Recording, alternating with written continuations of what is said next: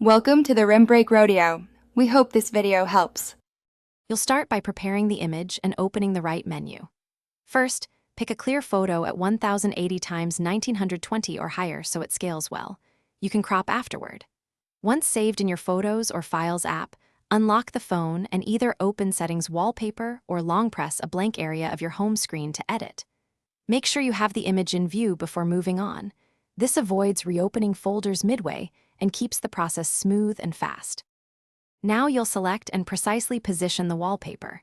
Tap the image in Photos or Gallery and choose Set as Wallpaper or use the wallpaper picker.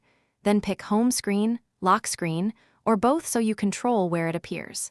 Use pinch and drag gestures to zoom and frame the subject exactly where you want.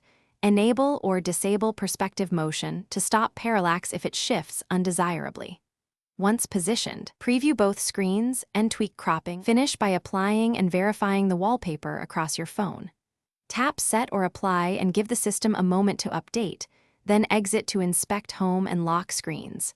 If icons or widgets clash with the image, move widgets or choose a subtler section of the photo, or recolor the image to improve contrast.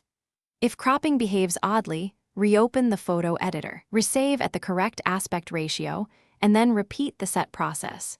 This usually fixes misalignment or low-resolution artifacts. Thanks for watching. Consider subscribing if we helped you.